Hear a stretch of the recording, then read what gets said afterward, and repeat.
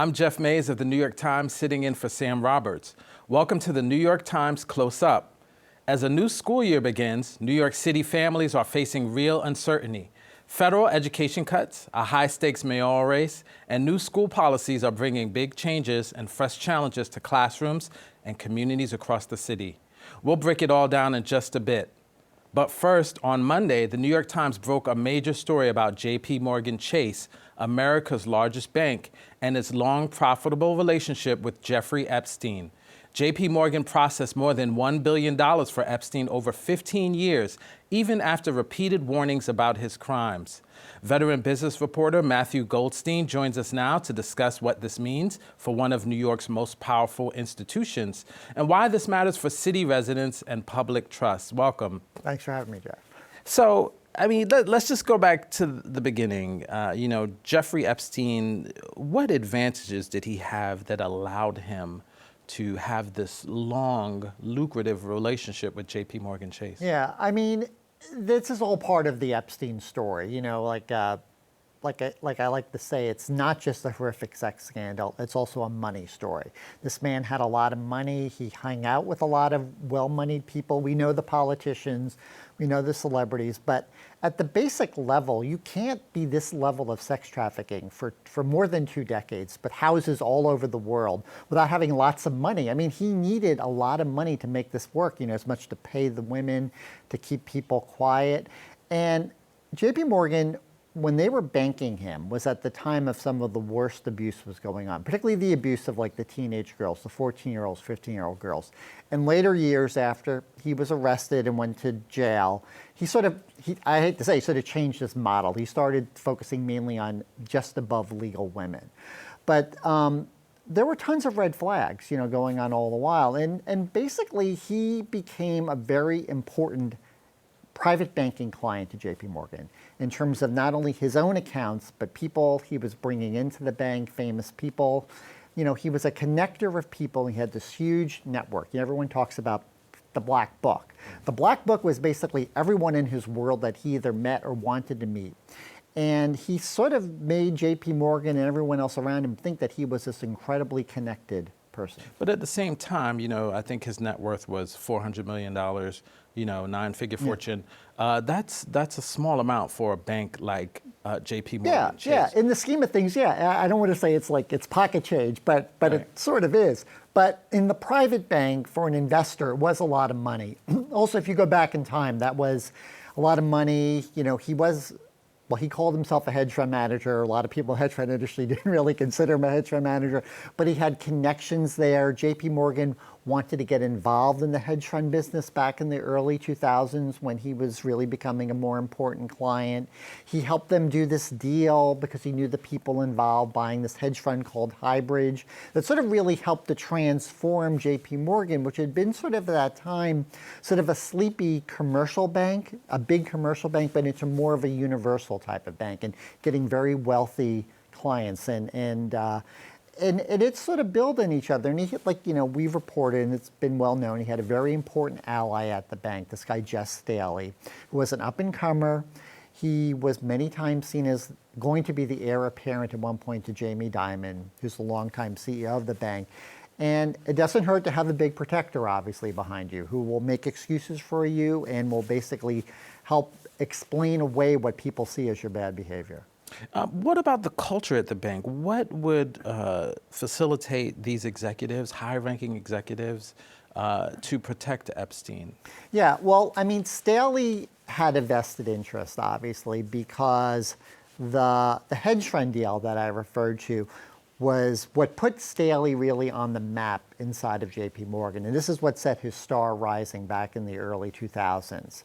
So he owed a lot to Epstein by helping to be one of the facilitators of bringing that deal. He also brought wealthy people to Jess Staley's way. So that was helpful too. Whether they became clients or not at the bank, it was the idea that it put him into a place where he was meeting people that he might not other meet. And in terms of private banking, it's all about connections. It's all about who you know. And for others at the bank, the watchdogs, the anti-money laundering people, the compliance people, they were getting disturbed by what they saw with these immense, large cash withdrawals that were just unbelievable size, $175,000 sometimes, and largely going for money for women and for teenagers. It just did not smell right. But, Staley was a powerful guy. People deferred to him. Even when he moved directly out of a position of where he was directly responsible for Epstein as an account, he still was a big, important presence in the bank. And quite frankly, others benefited from it too, because it made the private bank a very lucrative part of the overall banking world, particularly JPMorgan. And, it's sort of like one thing begets another, and it's just easier to just go along unless you have quote unquote definitive proof he's committing a crime. It's easier just to explain it away or find excuses. Do you think this was a locker room culture? Your story mentions a lot of male executives. I didn't see a lot of women executives being involved in this process. Would that might have made a difference? There's no doubt that's a lot of it, but Mary Erdos, who was she still is a top banker there, and she at one time reported to Jeff Staley and then eventually took over for him. I mean, she had interactions with Epstein, and she didn't ever pull the trigger on it you look at the emails, there are female compliance people and there are male compliance people who are having issues with it. There's no doubt that some of it is that culture of the time. It's also partly a class thing too. Particularly in the early days, a lot of the teenage girls and even the young women came from poor backgrounds, broken homes. Like in Florida, they were not coming from outside the ritzy areas of Palm Beach. In New York, they were coming from Queens. So a lot of the people at the bank they weren't moving in the same circles as these people. So also it's sometimes easier to sort of say, well, maybe these people really are sort of prostitutes. Maybe this is what they do for a living, It's a bad reflection also, I think, partly on New York society too, particularly of the banking world, which I think still goes on to some degree, though not as bad as it may have been in the 90s and 2000s. Was it that his closeness to that New York City culture, did that help insulate him from any repercussions for him? Yeah, there's no doubt. I mean, it's like, one of the amazing stories of Epstein, and even after he goes to jail down in Florida and gets out, you still have immensely wealthy celebrities, people, that's when the Bill Gates relationship starts. The Leon Black, big private equity investor really takes off in the latter years of his life. Even Steve Bannon's there, It's Woody Allen. I think it's part of like people want to be around other rich people, other famous people. Again, it sort of begets itself, and it sort of makes the sense, well, if that person's hanging out with them, he can't be all that bad. And one of the anecdotes is that when the general counsel in 2011 meets with Epstein, actually at the bank, and he really wants to get rid of him, but again, he doesn't. Right. Epstein comes to that meeting, and he sort of knows what's up. And he's very defensive, and he starts dropping names of all the people he knows. Well, tell Bill Gates, talk to Bill Gates. He likes me. It's that kind of thing. It's like, look, if all these people who are rich and famous like me, how bad can I be? I'm wondering, there were lots of red flags, as you mentioned. Yeah. Huge amounts of money transfer going to people who were underage or very young. Yeah. What was JPMorgan's responsibility in seeing that? I can't imagine that you or I would be allowed to just take out large cash withdrawals with no We would take out any kind of large cash withdrawal. I mean, so the law is if you take out cash over $10,000, it triggers this filing it's an automatic filing, which the bank was doing. It just says, here's a large cash withdrawal, you file it. Beyond that, there are these things called suspicious activity reports, or SARS, which is easier to say, nothing to be confused with the disease SARS. Right. And basically, these are filings that banks are supposed to do by law, that they're supposed to file in a timely fashion. When they see a transaction of any kind, it doesn't even have to be above $10,000, that they think is suspicious in nature. They don't have to have the proof that there's a crime, and it may not be. Often, a lot of these things, there's nothing wrong, which is something doesn't smell right about it. They're supposed to file these and there's a tip-off for law enforcement, potentially, that there could be something wrong, like money laundering, sex trafficking, drug trafficking. And JPMorgan did file some of those along the way.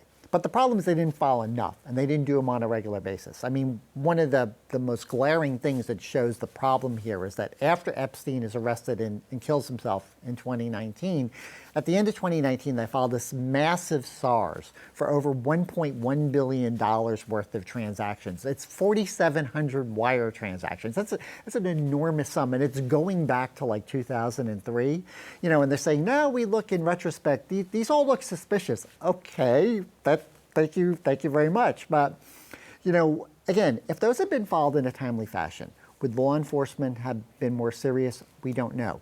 Would the much disreputable plea deal that was cut for Epstein down in Florida by federal prosecutors in 2007, would they have been as easier to do that if they had had all these reports coming in from JPMorgan at the time?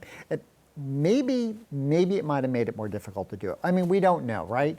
But that just shows you that something was wrong, and it should not have gone on for this long. You mentioned Staley, but he wasn't the only person at the bank who knew of Epstein. You talked a little bit about Jamie Dimon, the CEO. What was his role in this? Was he aware of these issues? I mean, this is one of the great mysteries. What exactly did Jamie know, and when did he know it? I mean, Jamie in his deposition had testified that he didn't say he never had heard of Epstein. He says this sort of interesting kind of thing. I barely had heard of him before his arrest in 2019, and more or less says he wasn't really aware, was not aware he was a client of the bank, and no one had ever brought it to his attention. Now, Staley, for his part, does say that he did on a few occasions. Jamie absolutely denies that. Given what we know about Staley, it's very well possible Staley is not telling the truth, since the bank has blamed Staley for everything. So Staley has an incentive. But the broader picture is, what we do know is that the top compliance people at the bank do say they never brought it to Jamie's attention. I mean, we sort of question, why didn't they? I mean, if you feel so strongly about something and you're not feeling it's being dealt with adequately, isn't this something that you would think you would want to bring to the CEO's attention? At least say, hey, Jamie, what should we do about this? You know, the other question is, you know, did he really not know? I don't know. I mean, you know, the Miami Herald gets great credit in 2018 for putting the Epstein saga back on the map. But if you were in New York, there was a lot written about Jeffrey Epstein before that. I mean, the whole Prince Andrew stories were going on. He was page 6 fodder in the New York Post for years. We all know bankers all read the New York Post. It's hard to imagine that Jamie Dimon had never heard the name Jeffrey Epstein before, but this is what he says. Years after Epstein's apparent suicide, I believe it is a suicide. We're seeing repercussions. Yeah. You know, the British ambassador was just called. Right. There's questions about his relationship with President Trump. But I'm wondering, have there been any repercussions for JPMorgan Chase? And are there any repercussions at large for the banking industry in dealing with these type of Yeah, I mean, that was one of the reasons also why we did this story. Because you know, we obviously got some new information to put it all together. You know, there was this litigation against the bank was in 23 and it was well covered. I covered a lot of those stories.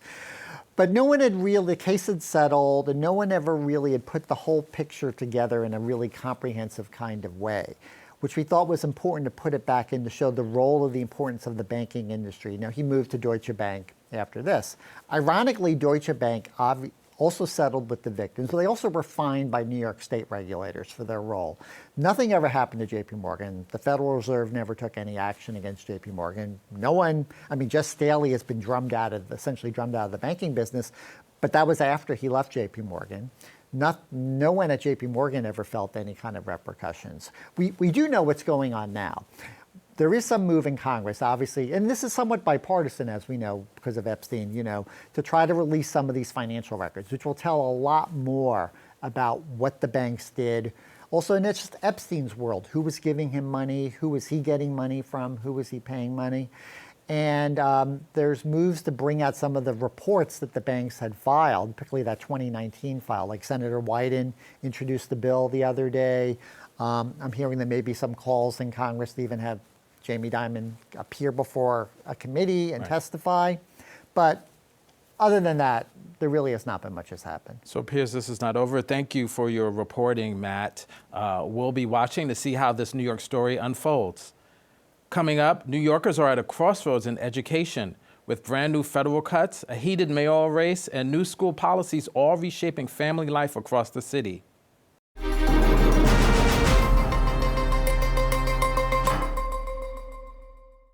Even before classes started, many parents were already worried. Now the Trump administration's policy decision to cut over $70 million in federal Head Start funding has added to their concerns, threatening critical care for thousands of families at the same time.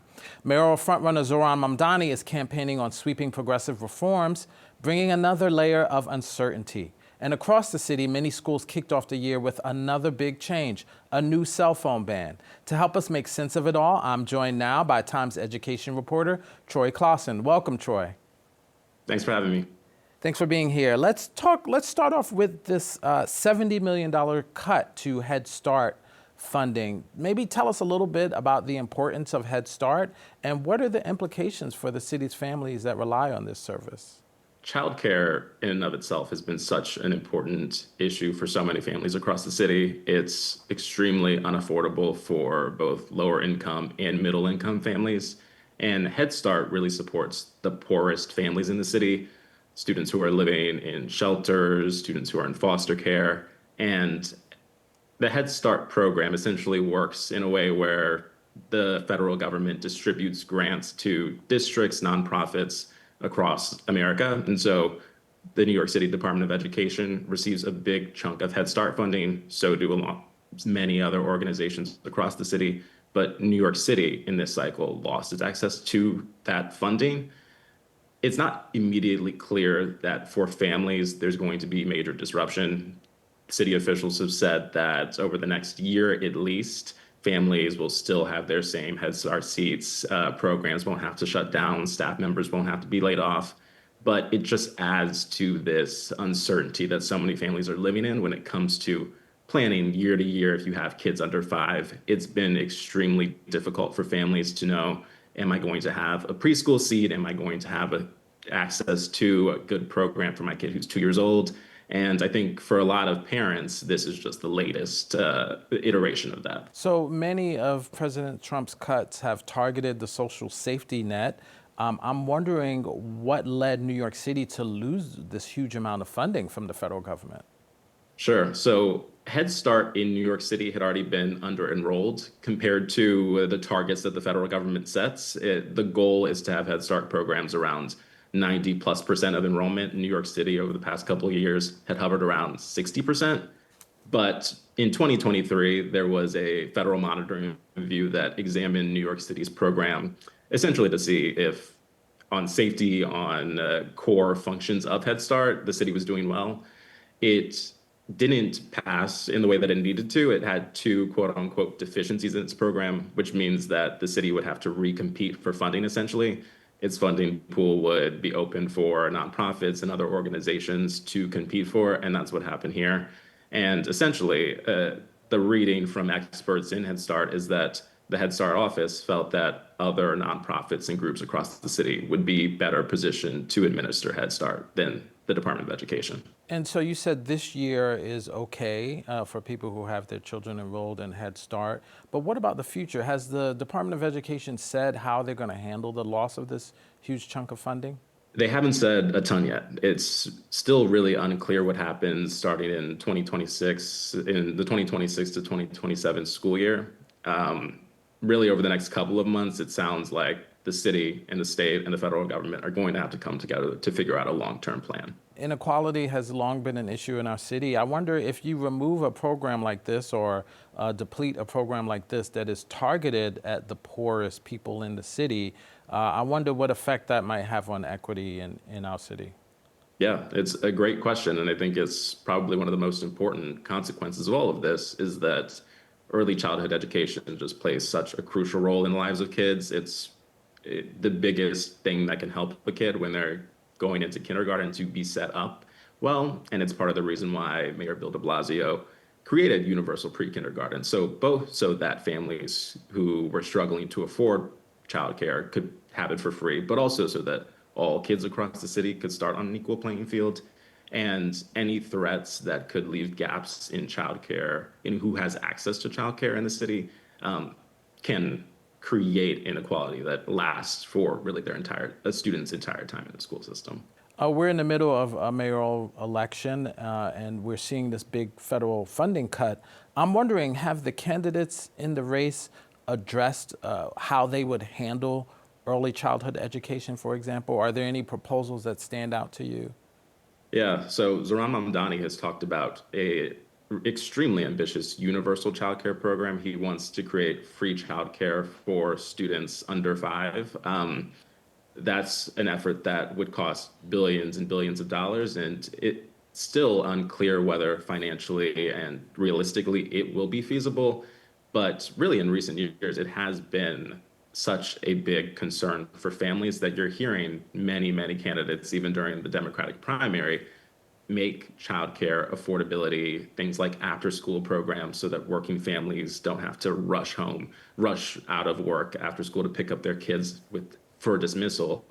You're seeing so many issues like this become not just things that people are talking about within the school system, but citywide political debates. You know, at the same time, still talking about Mamdani, is he has also not sort of put his stamp behind mayoral control of schools. And as we know, the past few mayors, from Bloomberg to de Blasio, Mayor Adams, have all said that mayoral control of schools is important to deliver results.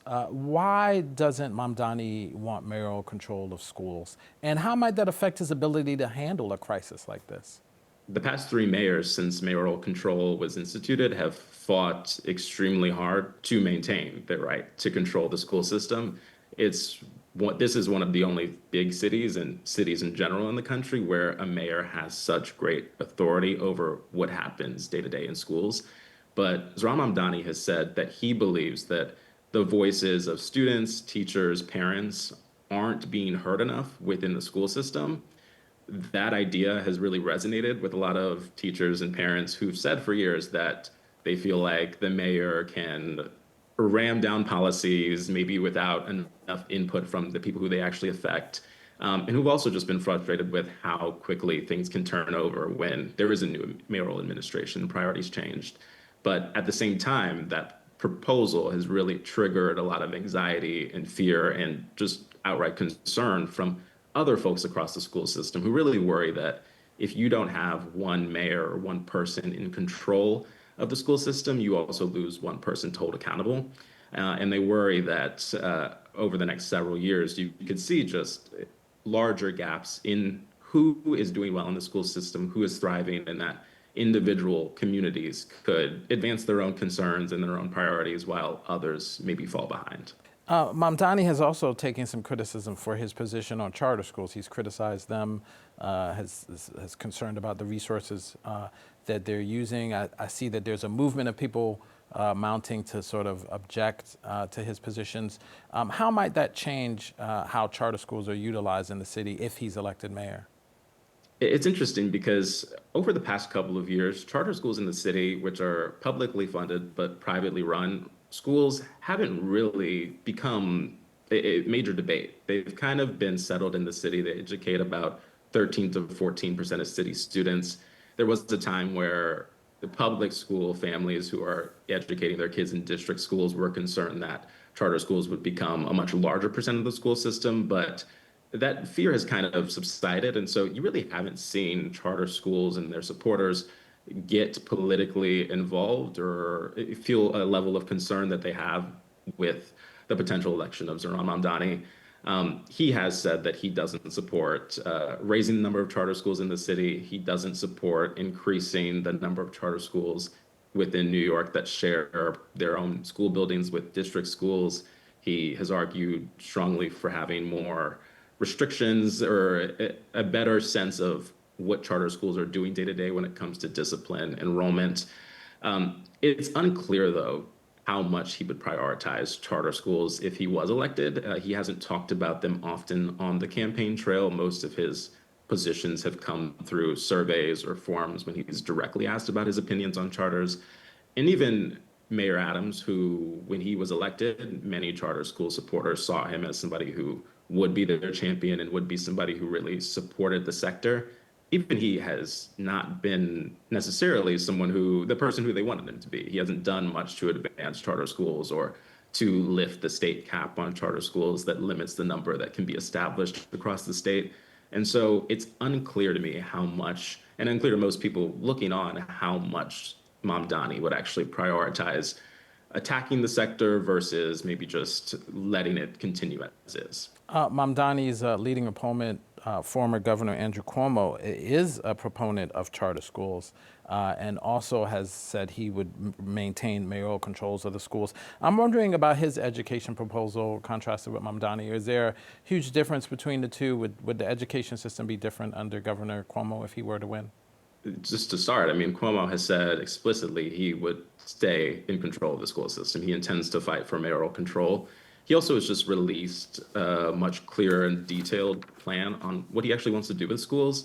He's talked about creating incentives for teachers to work in underperforming schools. He's talked about establishing a citywide mentorship program for students. And he's also talked about assessing how schools are performing and closing the ones that are performing the worst, which is something that, if he was elected, would certainly cause a lot of drama within the school system. Parents always are frustrated across the country when their schools close. It's always one of the most tense and dramatic steps that a mayor or school leader can take.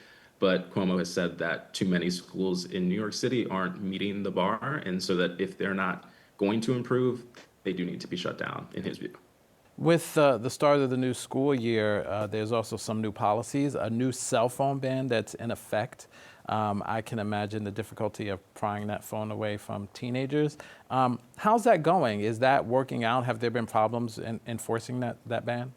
It's going well so far. And I think it was almost expected.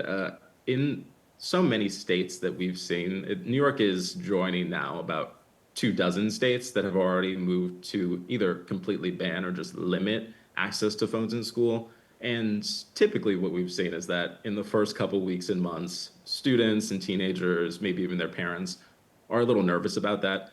Parents often say that they want to be able to reach their kids in the event of an emergency. If the worst happens, like a school shooting, there's extreme concerns just in 2025 that of what it might mean if a parent loses access to their child, even just for the span of a school day. But in so many cases, we've seen teachers immediately say, my classroom is paying attention more. They're engaging more in small group discussions. I'm seeing more students talk even just at lunchtime. And a lot of this is anecdotal, but teachers themselves consistently, and now including in New York, say that they've seen, even in the first couple weeks of this ban, already changes in how their students are interacting with each other. There's also so many schools in New York City that have already banned phones and devices over the past couple of years, about 50% of the schools in the city, actually. And so I've talked to parents and students whose schools in the past couple of years have banned devices. And I talked to one student last year who said, initially I was extremely upset about it. I wanted to be on my phone. I just don't like giving it up. But he was one of the biggest proponents of it now. And he really appreciated that he didn't have to think about social media all day. He didn't have to worry about what was happening and could actually just focus on his work and his friends. Great. Well, as a parent, I thank you, Troy, for your insightful coverage of our city's schools. That's all for this edition of Close Up. For the New York Times and CUNY TV, I'm Jeff Mays. And don't forget to download the CUNY TV app so you can catch our weekly program anywhere, anytime.